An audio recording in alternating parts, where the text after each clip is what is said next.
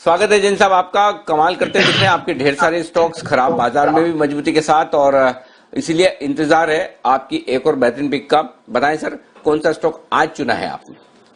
आज का पिक ऐसा है अनिल जी, एकदम नो ब्रेनर टाइप का पिक होता है, बहुत ही सिंपल सीधा साधा रेवेन्यू मॉडल वाला, और वो है पीटीएल एंटरप्राइजेस लिमिटेड। पीटीएल मतलब प्रीमियर टायर्स बोल के कंपनी हुआ करती थी केरला में, 1962 से चल रही थी। 1995 में अपोलो टायर्स ने खरीदा, और आप देखिए अपोलो टायर्स जो केरला में मैन्युफैक्चरिंग करते हैं वो इस प्लांट से करते हैं, और पूरा लीज रेंटल का बहुत बड़ा इनकम है, तो इसीलिए डिविडेंड यील्ड बहुत जबरदस्त है कंपनी में।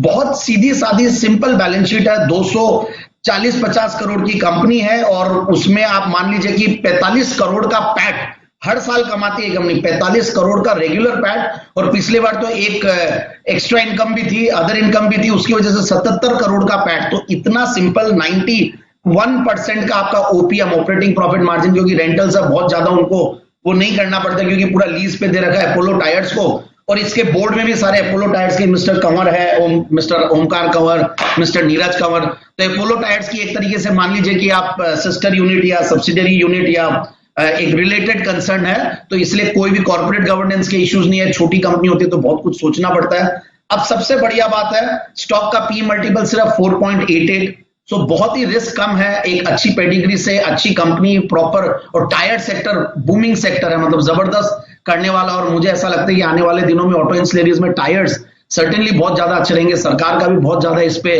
पॉजिटिव नजरें बनी रहती है इंपोर्ट्स और ये सब को लेकर। और आप दूसरी बात और देखिए, अगर इसकी सेल्स की ग्रोथ देखें तो पिछले 5 साल में वही 10% के लगभग ग्रोथ रहती है, रेंटल्स बढ़ते हैं तो, और प्रॉफिट की कैगर भी करीब पिछले 5 साल में 24% की थी, क्योंकि कुछ अदर इनकम भी आ जाती है अलग से। और नेट प्रॉफिट मार्जिन है करीब 70% का, 91% का ओपीएम, 70% का नेट प्रॉफिट मार्जिन। और सबसे बढ़िया बात है, प्रोमोटर्स की 70% की स्टेक है। और दूसरी बात, और इसमें केरला गवर्नमेंट की भी 7-8% की स्टेक है, और डीआईआई करीब 17% के लगभग टोटल होल्ड करते हैं।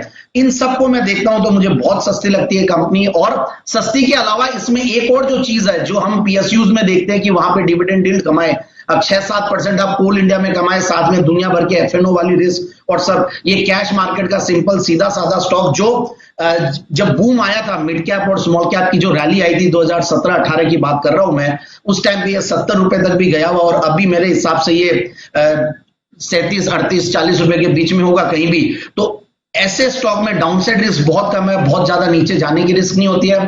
33 रुपया, 32 रुपया जो भी जाए, मगर साथ में आपको हर साल डिविडेंड मिलता है, और इतना बड़ा रिजर्व्स कंपनी ने बना लिया है छोटी कंपनी में। तो मुझे लगता है कि आराम से स्टॉक में करीब 47 से 50 रुपए के टारगेट के लिए लिया जा सकता है।